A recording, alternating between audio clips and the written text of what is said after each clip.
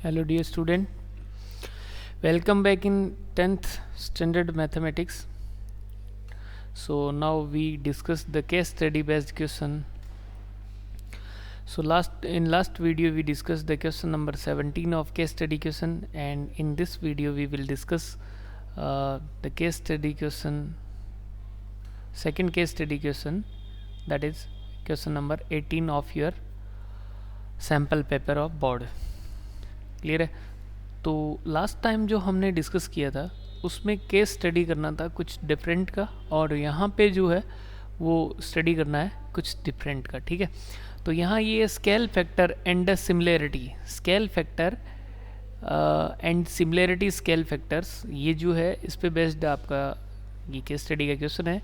इसमें गिवन है a scale drying of an object is the same shape is the same object but a different size.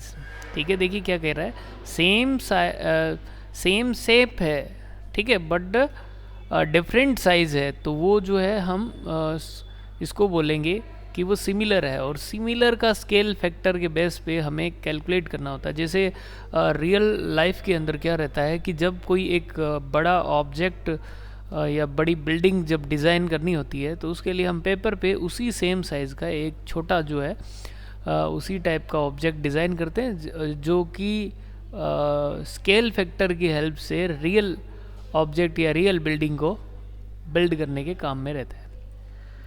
Second कह रहा है the scale of a drawing a comparison of the length used on the drawing to the length it represents. Means ये है कि comparison of the length, यानी आपको क्या करना रहता है. जैसे आपने कभी देखा होगा कि जब अपन जनरली किसी भी डायग्राम को या किसी भी बिल्डिंग के डायग्राम को जब अपन पेपर पे डिज़ाइन करते हैं तो उसमें हम एक फिक्स स्केल लेते हैं कि भाई यहाँ 1 सेंटीमीटर जो है वो 1 मीटर या 100 मीटर या इसको ऐसे रिप्रेजेंट कर रहा है.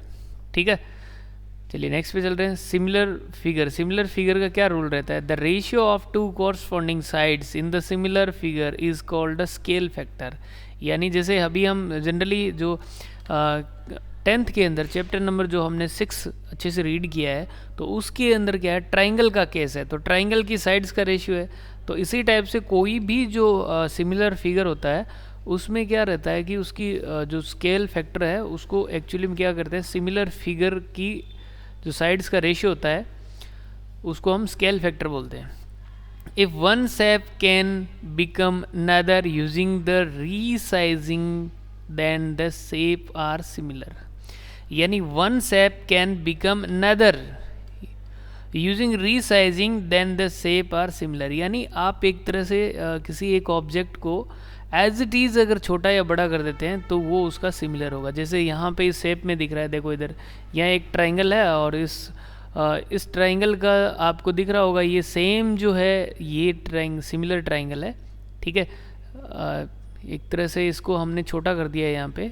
ठीक है, इसकी कंप्लीट सारी साइड्स को एक रेशियो में छोटा किया है. ठीक है, तो इसमें जितने भी ट्राइंगल बन सकते हैं यहाँ पे वो सारे सिमिलर हो जाएंगे. अब दूसरी सेकंड में ये कह रहा है रोटेशन और टर्न, यानी किसी भी ट्राइंगल्स को आप रोटेट कर देते हो, यानी यही ट्राइंगल है इसको रोटेट करके जैसे ये यहाँ ले आया तो इसमें क्या होगा, ये सिमिलर रहेगा. सेकंड थिंग है रिफ्लेक्शन और फ्लिप. रिफ्लेक्शन करते हो यानी कि आप जैसे इसमें यहाँ पे रिफ्लेक्ट कर रहे हो, इसको सेम एज इट इज़ जो है इसके जस्ट अपोज सामने और बना दिया, तो इसको रिफ्लेक्ट और फ्लिप करना बोलते हैं. तो वो भी सिमिलर रहेंगे. ठीक है, ये सिमिलर शेप का कुछ इसने एग्जांपल दिया है, फिर इस पे बेस्ड अपने से क्वेश्चन पूछेगा. अब यहाँ पे देख लिए, यहाँ क्या है, ट्रांसलेशन और स्लाइड कर दिया है. यहाँ ट्रांसलेशन या स्लाइड कर दोगे, same as it is translation या स्लाइड कर दोगे तो वो भी क्या रहेगा, सिमिलर रहेगा. Hence two shape are similar when one can become the other after resizing, resize करने से, फ्लिप करने से, स्लाइड और टर्न. ठीक है, यहाँ पे सब चीज़ें दे रखी है. स्लाइड किसको बोलेंगे, टर्न किसको बोलेंगे, रिफ्लेक्शन किसको बोलेंगे, यहाँ पे आपको डायग्राम में दे रखा है. देखिए रोटेशन या टर्न कौन है, रिफ्लेक्शन और फ्लिप जो है, ट्रांजेक्शन जो है वो ट्रांसलेशन जो है वो यहाँ पे गिवन है. तो ये सारा जो है ट्रांसलेशन की इमेज से आपको आई थिंक क्लियर हो रहा होगा कि इस टाइप की इमेज को हम ट्रांसलेशन और स्लाइड बोलते हैं. ठीक है, तो ये सारा सिमिलरिटी जो है, सिमिलरिटी का कंसेप्ट है वो यहाँ पे इसने बताया। अभी यहाँ क्वेश्चन स्टार्ट नहीं हुआ है, उसने बताया है कि हम किस किस को सिमिलर ऑब्जेक्ट्स बोलेंगे। अब चलते हैं अपन इसके फर्स्ट क्वेश्चन पे। तो देखिए फर्स्ट क्वेश्चन में क्या बोल रहा है। फर्स्ट क्वेश्चन में कह रहा है A model of board is made on the scale of 1:4. The model is 120 centimeter long and the full size of board has width of 60 centimeter. Then what is the width of the model? Clear है। अब देखिए यहाँ पे आपको ये देखना रहता है, जैसे अभी हमने देखा था स्केल फैक्टर, तो स्केल फैक्टर का ये फॉर्मूला था length in image divided by corresponding length in object. Clear है। तो यहाँ पे क्या रहता है कि आपको जो है ये लेंथ गिवन है, ये लेंथ ऑफ मॉडल जो है वो आपको गिवन है, कितना है 120 सेंटीमीटर लॉन्ग है। क्लियर है। एंड लेंथ ऑफ ऑब्जेक्ट, ये यहाँ पे सेकंड लाइन में गिन the full size of body, यानी यहाँ पे जो है वो आपको विड्थ गिवन है, विड्थ ऑफ ऑब्जेक्ट गिवन है। क्लियर है। कितना है वो 60 सेंटीमीटर है। तो यहाँ पे ये आपका 120 है, वो उसके बारे में जो है वो इन्फॉर्मेशन एक तरह से यूजलेस है, क्योंकि what is the width of the scale model की पूछ रहा है। ठीक है। आप तो इस तरीके से इसको I/R से लर्न करना। I real, R for real, I for imaginary. Imaginary यानी जो ऑब्जेक्ट हम डिज़ाइन करते हैं उसके जैसे का जैसा। तो यहाँ पे इसका जो स्केल है वो 1/4 गिवन है। 1/4 यानी 1 जो है वो इमेजनरी है, और एक्चुअल में जैसे कोई बिल्डिंग है उसकी 4 फीट लेंथ है, तो उसको मॉडल में हमने 1 फीट रिप्रेजेंट किया है, तो 4:1 हो गया। ठीक है, सॉरी 1:4 हो गया, यानी 1 जो है वो इमेजनरी है और 4 जो है वो रियल है। ठीक है। तो अभी हमें क्या है कि किसकी विड्थ पूछ रहा है, विड्थ ऑफ द मॉडल। तो मॉडल की जो विड्थ है उसको मैंने W कंसीडर कर लिया, और रियल में जो ऑब्जेक्ट की विड्थ है वो अपने को 60 गिवन है। तो विड्थ यहाँ से अगर सॉल्व करोगे तो 60 को इधर क्रॉस मल्टीप्लाई करोगे, 60/4 कितना हो गया, 15 सेंटीमीटर हो गया। तो ये जैसे यहाँ पे ये दो आपको बॉट दिख रही होगी, इसमें ये रियल है और ये मॉडल डिज़ाइन किया है। तो मॉडल थोड़ा छोटा है और जो रियल में है वो बड़ी बोट है। तो इसका विड्थ जो है, जो हमारा मॉडल होगा उसकी विड्थ कितनी हो जाएगी, 15 सेंटीमीटर हो जाएगी। क्लियर है। अब नेक्स्ट पे चलते हैं। क्वेश्चन नंबर सेकंड में क्या कह रहा है, what will effect the similarity of any two polygon, यानी इनमें से कौन सी जो है वो सिमिलरिटी जो है पॉलीगन को इफेक्ट करेगी। फर्स्ट वन कह रहा है they are flipped horizontally, flip horizontally करोगे तो कोई दिक्कत नहीं है। They are dilated by a scale factor, scale factor के सेम रेशियो में आप कंस्ट्रक्ट कर दोगे दूसरी, तो उससे भी कोई फ़र्क नहीं पड़ेगा। They are translated down, translation down से भी कोई फ़र्क नहीं पड़ेगा। And they are not the mirror image of the another, यानी ये जो है ये इसका राइट आंसर हो जाएगा। They are not mirror image of one other, यानी कि ये जो है मिरर इमेज नहीं होती है। तो ये जो है effect of the similarity of any two polygons के लिए ये इसका आंसर हो जाएगा। क्लियर है। सेकंड कह रहा है, क्योंकि देखो इधर इसमें आपको गिवन है सारी चीज़ें, फ्लिप गिवन है और डायलेटेड और स्केल फैक्टर गिवन है, ट्रांसलेशन का गिवन है, तो वैसे भी अगर आप देखो तो जो नहीं गिवन है वो इसका आंसर हो गया। ठीक है। सेकंड में कह रहा है if two triangles have a scale factor A/B, A/B उनका फैक्टर है, यानी ये इमेजनरी है और ये रियल है, या एक दूसरे का एज्यूम कर सकते हो आप, I/R ना एज्यूम करके कुछ और एज्यूम कर सकते हो कि एक ट्राइंगल है दूसरा ट्राइंगल है। ठीक है। यानी जैसे ये T1 है और ये T2 है। क्लियर है। Which statement regarding the two triangle is true, इसमें से कौन सा ट्रू होगा। सबसे फर्स्ट वन कह रहा है the ratio of their perimeter 3A/3B, sorry B है यहाँ, बट यहाँ 3B होना चाहिए, तो 3 से 3 कैंसिल होगा, तो पेरीमीटर भी जो है, या 3A/B हम नहीं बोल सकते, क्योंकि जो साइड्स का है साइड्स के लेंथ के अकॉर्डिंग हमें लेना पड़ेगा। जैसे फर्स्ट वन की अगर मैं कुछ लेता हूँ, जैसे 4 ले लिया है ना, तो सेकंड जैसे अब देखो क्या रहता है, जैसे फर्स्ट वन की अगर मैंने x ले ली तो सेकंड का क्या है KX लेना पड़ेगा ना, K की फॉर्म में ऐसे एज्यूम करना पड़ेगा। तो अभी हम पैरामीटर जो है उसका हम यहाँ पे क्लियर नहीं बोल सकते कि ये A/3B रहेगा। ठीक है।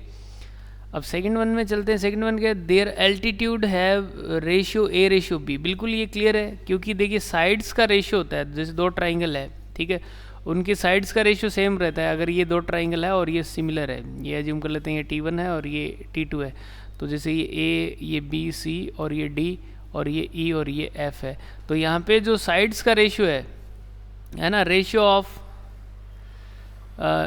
ऑफ साइड्स, ठीक है, एल्टीट्यूड, मीडियन, ठीक है, ये सारे जो रेशियो है वो सेम रहेंगे। क्लियर है?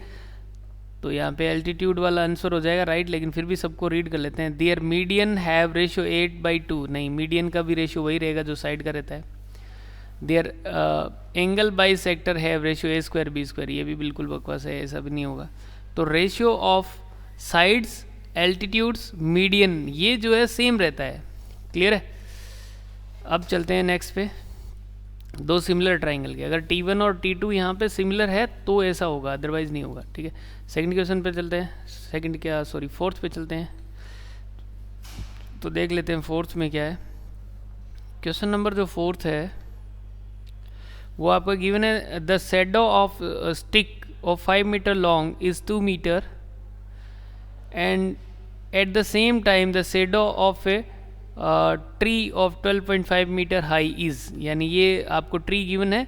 ठीक है, इस ट्री का जो है आपको शैडो बताना है। ठीक है ना, तो यहाँ पे अपने को पता है कि स्केल फैक्टर हम इससे काउंट कर सकते हैं कि इसमें क्या होगा कि इसका जो जैसे ये दो 90 डिग्री का एंगल बन रहा है यहाँ पे, और ये सेम दोनों के लिए सेम सन है, तो ये यहाँ पे एंगल ऑफ जो सन जो है वो भी सेम होगा, ये भी थीटा होगा तो ये भी थीटा होगा, तो ये 90 डिग्री है, तो ये दोनों ट्राइंगल क्या हो गए, सिमिलर हो गए। तो सिमिलरिटी का रूल लगेगा यहाँ पे, सिमिलरिटी का रूल लगेगा। देखिए यहाँ पे क्या है कि जो आपका स्टिक जो है उसके 5 मीटर है, 5 मीटर स्टिक की लेंथ कितनी, शैडो कितनी है, 2 मीटर है। क्लियर है, 5/2 ले लिया। तो यहाँ पे सेकंड वन जो है 12.5 मीटर हाई ट्री है, 12.5 हाई जो है वो ट्री है, तो उसका शैडो कितना होगा उसको ऐसे ले लेता हूँ, क्योंकि जो इनका रेशियो जो है, सॉरी ये थोड़ा सा अलग कर दिया अपन ने, यहाँ पे इसको ऐसे मत लिखो, इसको इस टाइप से लो आप। जैसे यहाँ पे ये A, ये B और ये C है, ठीक है, और यहाँ पे ये ले लो D और ये पॉइंट E और ये F है। ठीक है, ऐसे ले लो आप। ठीक है, तो इसमें क्या रहेगा, इसका जो AB है उसका रेशियो इसके DC के साथ सेम रहेगा, एज इट इज़। इधर जो BC है उसका रेशियो जो है इधर CE के साथ रहेगा। ठीक है, सॉरी EF है, ये EF के साथ रहेगा। ठीक है, सेम रहेगा। चलिए अब देख लेते हैं यहाँ AB की लेंथ अपने कितनी गिवन है, 12.5 divided by DC is equal to BC की लेंथ कितनी है, DC की लेंथ मुझे गिवन है 5 मीटर, तो यहाँ DC की जगह 5 राइट कर दो। ठीक है, इज इक्वल टू इधर BC जो है उसकी शैडो हमें फाइंड करनी है, एंड डिवाइडेड बाई जो CF है, यानी इसकी शैडो की लेंथ जो है वो 2 मीटर है। क्लियर है, तो यहाँ से जो है वो आपका आ जाएगा BC इज इक्वल टू, ये आ जाएगा 12.5 इंटू 2 डिवाइडेड बाई 5 आ जाएगा। ठीक है, तो यहाँ आ जाए 25/5, यानी कितना हो जाएगा, ये 5 मीटर में है तो मीटर और सेंटीमीटर में है तो सेंटीमीटर, 5 मीटर, यानी आपका आंसर नंबर जो है 4th हो जाएगा। ठीक है, ये हो गया आपका D। ठीक है, वैसे आपको लास्ट क्वेश्चन में मैंने बता ही दिया था कि टोटल जो है वो यहाँ 5 क्वेश्चन गिवन रहते हैं, बट आपको क्या करना रहता है कि यहाँ पे कोई भी 4 क्वेश्चन जो है वो सॉल्व करके आंसर देने रहते हैं। ठीक है, इसमें E वाले में देख लेते हैं। Below you see students mathematical model of the frame house roof with the measurement the attic floor ABCD in the model is a square. The beams that support the roof are the edge of the rectangular prism EFGHKLMN. E is the mid point of 80। यहाँ से अपनी काम की बात है कि E जो है वो मिड पॉइंट है किसका, मिड पॉइंट ऑफ 80 का जो है वो मिड पॉइंट है। क्लियर है, F is the mid point of BT, G is the mid point of CT and H is the mid point of DT. So all the edge of the prism in the model have length is 12 metre, यानी कि यहाँ पे जो जो base है इसमें यहाँ आपको गिवन है कि ये 12 मीटर का है, ठीक है। अब आपको पता है कि ये जो है ये मिड पॉइंट है 80 का, और ये एफ जो है वो भी मिड पॉइंट है किसका, बीटी का। ये मिड पॉइंट है तो आपको पता है मिड पॉइंट थ्योरम लग रही है यहाँ पे, मिड पॉइंट थ्योरम यानी अगर ई एफ की मैं बात करूँ तो ई एफ कितना हो जाएगा, ई एफ जो है ए बी का हाफ हो जाएगा, ठीक है, ए बी का हाफ हो जाएगा। ए बी 12 है तो ये 12/2 कितना हो गया, 6 सेंटीमीटर हो गया। यानी अगर ई एफ की बात करें तो अब यहाँ देख लेते हैं what is the length of E F. E F is one of the horizontal edge on the block. तो यहाँ ई एफ हम कैलकुलेट कर चुके हैं, कितना है 6 सेंटीमीटर, बिल्कुल ईजी, 6 मीटर सॉरी, ठीक है। तो ये आपका बिल्कुल इजी सा रहता है, केस स्टडी क्वेश्चन जो है कुछ भी नहीं रहता है, जिसके अंदर कंसेप्ट आपको पहले से क्लियर करेंगे फिर उसके बाद में क्वेश्चन पूछते हैं, ठीक है। तो इजी रहता है ये आपका second case study based question था, ठीक है। आई होप दैट आपको क्लियर हुआ होगा। अब हम जो है नेक्स्ट वीडियो में लेके आएंगे आपके लिए case study based question number 3, जो आपकी मॉडल पेपर जो है उसका है, उसी की कटिंग है ये सब। और ये कंप्लीट होने के बाद में जो है केस स्टडी बेस्ड क्वेश्चन जो अपनी बुक पे और कौन कौन से टॉपिक से बन सकते हैं उसको हम डिस्कस करेंगे। क्लियर है भाई?